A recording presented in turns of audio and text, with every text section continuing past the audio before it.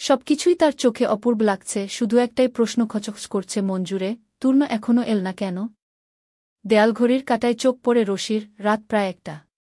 মনে একটা অজানা শঙ্কা, কল্পনার ঢেউয়ে ভেসে যাচ্ছে সে। বিছানা থেকে উঠে ঘরের ভেতর হেঁটে বেড়াতে শুরু করে। তার ভাবনারা এক একটা দৃশ্য হয়ে ভেসে উঠছে মনে। হয়তো তূর্ণ আসবে, মুখে কঠিন অভিব্যক্তি নিয়ে বলবে, তুমি শুয়ে পড়ো, কিংবা নিজেই সোফায় গিয়ে ঘুমিয়ে পড়বে।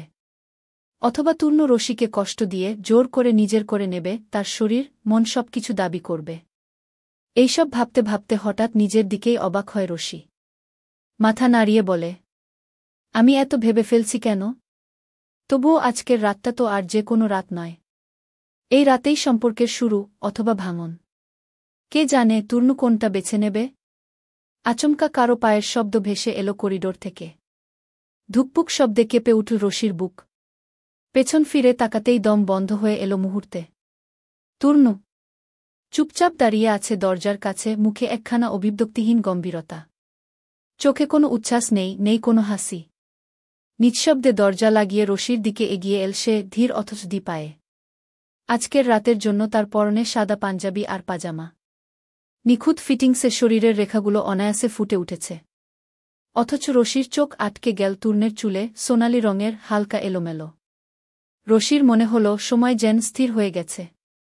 এই পুরুষটা, এই চুলগুলো, এতদিন যা দেখে এসেছে, কিন্তু আজ যেন অন্যরকম লাগছে। আজকের রাতেই প্রথমবার তার ভেতর এক বিদ্যুৎ খেলে গেল, এই মানুষটা ভয়ঙ্কর রকমের আকর্ষণীয়। তার বুকের ভেতরটা যেন গলে যেতে লাগল।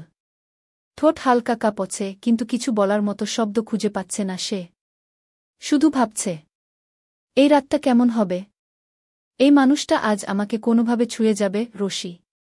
তূর্ণর গলা শুনে চমকে উঠে হুঁশে ফিরল সে।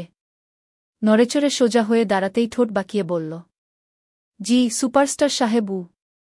তূর্ণ একটু ভ্রু কুঁচকে জিজ্ঞেস করল, এভাবে দাঁড়িয়ে আছো কেন? কিছু বলবে? রশি কাঁধ ঝাঁকিয়ে বলল, আমি। তূর্ণ চোখ ঘুরিয়ে আশপাশ দেখে নিয়ে ঠান্ডা গলায় বলল, এই ঘরে তো আর কাউকে দেখছি না আমি। রশি চোখ নামিয়ে নরম স্বরে বলল, কিছু বলবো না। আপনার জন্য অপেক্ষায় ছিলাম। তূর্ণ হালকা মাথা নেড়ে বলল, হুম, এসেছি আমি। ধীর পায়ে বিছানার দিকে এগিয়ে গেল তূর্ণ। আগের 3টি পর্ব ডিসক্রিপশনে দিয়ে দেব, পরস্পর আপনারা দেখে নেবেন, খুব ভালো লাগবে। তবে বন্ধুগণ, আমার সাবস্ক্রাইবই করতে ভুলবেন না প্লিজ। রশিও নরম ভঙ্গিতে পিছু নিল। আপনি কি সোফায় ঘুমাবেন? প্রশ্ন শুনে চমকাল তূর্ণ। সোফায়? এত বড় বেড থাকতে সোফায় কেন শোব? রশি একটু লজ্জিত ভঙ্গিতে বলল, না মানে, আমি ভেবেছিলাম। তূর্ণ হঠাৎই তার দৃষ্টি রশির পিঠে ফেল। চোখ আটকে গেল সেখানে, ব্লাউজের সবগুলো হুক খোলা। কপালে ভাঁজ পড়ল ওর। নতুন ব্লাউজ? এমন অবস্থা কেন? রশির কণ্ঠে আবার শব্দ ফুটল, আপনি কি করতে চাচ্ছেন? তূর্ণ গম্ভীর গলায় বলল, ব্লাউজের হুক খুলে।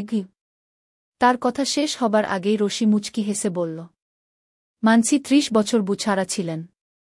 জীবন, যৌবন, ধৈর্য সবই অনেক যত্ন করে রেখেছেন। তাই বলে এমন উতলা হয়ে যাবেন? একটু কথা বলি, তারপর না হয় এসব খোলাখুলি। তূর্ণ চোখ কুঁচকে বলল, শাট আপ।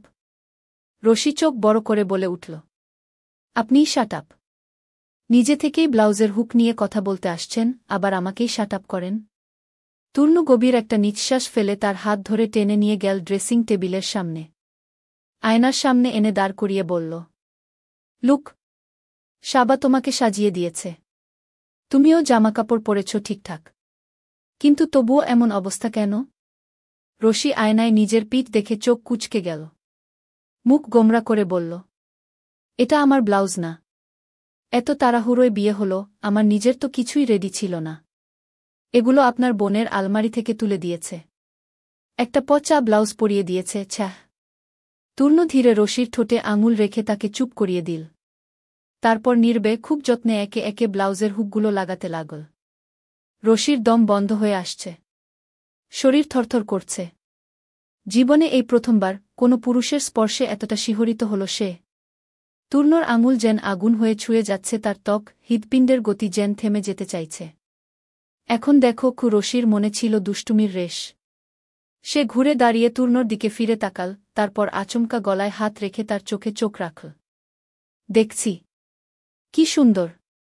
একটু থেমে চোখ গড়িয়ে বলল। ঘন সোনালি সিল্কি চুল আপনার। উফ, এই চুলগুলো না জানি কেন এত সুন্দর। তূর্ণ চোখ কুঁচকে তাকিয়ে বলল। বোকার মতো কী সব বলছ? আমি আমাকে দেখতে বলিনি, ব্লাউজের কথা বলেছি। দোষ ব্লাউজের না, তোমার। বলেই নিজেকে রশির কাছ থেকে সরিয়ে নিল সে। পাঞ্জাবির হাতাটা গুছিয়ে নিতে নিতে গম্ভীর মুখে গিয়ে বিছানায় বসল। রশি ঠোঁট বাঁকিয়ে বলল। হ্যাঁ, যত দোষ রশি ঘোষ। এটা তো নতুন কিছু না।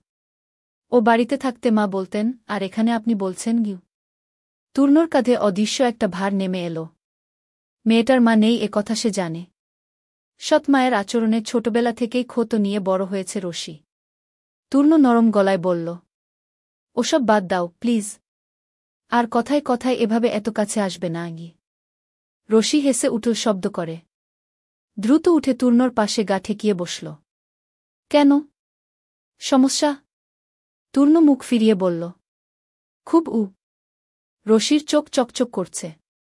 সে ফিসফিস করে বলল। বিয়ে হয়েছে, এটাই বড় কথা। কিভাবে হয়েছে সেটা হিসাব না। সুতরাং দিন একটা। তূর্ণ নিশ্চুপ, ভাবলেশহীন চোখে সামনের দিকে তাকিয়ে। রশি বুঝল ওর হেলদোল নেই। কিন্তু তাতেই যেন রশির উৎসাহ দ্বিগুণ। বরকে এমন করে জ্বালাতে পারাটা এক ধরনের আনন্দ ওর কাছে। চেরি শুয়ে পড়ো। অনেক রাত হয়ে গেছে গি। তূর্ণের কণ্ঠে একটা মৃদু তাগাদা ছিল। উহু কি? লিসেন গু। শুনছি।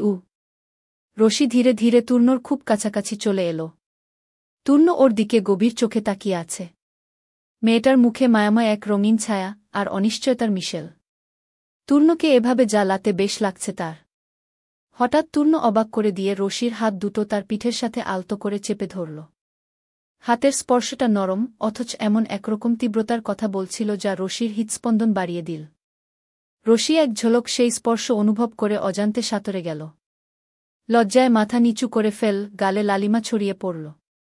এমনিতে রশি যতই মজা করুক, তূর্ণের এতটা কাছাকাছি আসায় সে অপ্রস্তুত, মনে এক ধরনের অদ্ভুত ঘোর এসে গেছে। কিস লাগবে? উমা? না, মানে আমি তো মজা করছিলাম গ। তূর্ণ ধীরে হাসল, হাসিটা ছিল মৃদু কিন্তু পুরোটাই পূর্ণ আত্মবিশ্বাস। তুমি কি ভেবেছ আমি খুব ভদ্রলোক? রশি দ্রুত উত্তর দিল, কণ্ঠ স্বল্পস্বরে। আমি আসলে এমন কিছু ভাবিনি। আমি শুতে যাচ্ছি গু। ঘুমাতে চাও? স্পেশাল নাইট স্পেন্ড করবে না? তূর্ণর চোখে কটাক্ষ মিশ্রিত খেলা, অথচ গলায় এক ধরনের উষ্ণতা লুকিয়ে আছে। না, আমি ঘুমাবো প্লিজ। রশির গলা স্ফীত, কিন্তু সে স্পষ্ট জানাতে চাইছে সে কতটা অপ্রস্তুত। তূর্ণ ধীরে ধীরে রশির হাত মুক্ত করল। হাঁপ ছেড়ে বাঁচল সে। রশির বুক ধুকপুক করছে, মনে মনে সে একটু আশা করছিল না সুপারস্টার সাহেব হুট করে এমন মুডে চলে যেতে পারে। তূর্ণ ঠোঁটের কোণে মিষ্টি এক হাসি ফুটে উঠল, চোখে অদ্ভুত উজ্জ্বলতা। ওকে, শুয়ে পড়ো। বেশি তিরিং করলে কিন্তু গু। তূর্ণ একটা ধাঁধাপূর্ণ ইশারা করল, তারপর অদৃষ্টান্তে দৃষ্টি সরিয়ে নিল। রশি যা বোঝার বুঝে গেছে, সে চুপচাপ বিছানায় গড়িয়ে শুয়ে পড়ল। তূর্ণ ঠোঁট টিপে হাসছে। তার চেরি এতক্ষণ যতটা ফরফর করছিল, এখন যেন একেবারে অন্যরকম, শান্ত হয়ে গেছে। বুটা তার ভীষণ মজার মানুষ, সেটা ভালো করেই বুঝতে পারছে তূর্ণ ফায়াজ চৌধুরী। চলবে। পরের পর্ব তাড়াতাড়ি আসবে। আর আগের সবগুলো পর্ব ডিসক্রিপশনে দিয়ে দেওয়া হবে। আপনারা সবগুলো পর্ব পরস্পর দেখে নিতে পারবেন। আর প্লিজ সাবস্ক্রাইব করে পাশে থাকুন। প্লিজ বেশি বেশি শেয়ার করুন, লাইক করুন আর কমেন্ট করুন প্লিজ।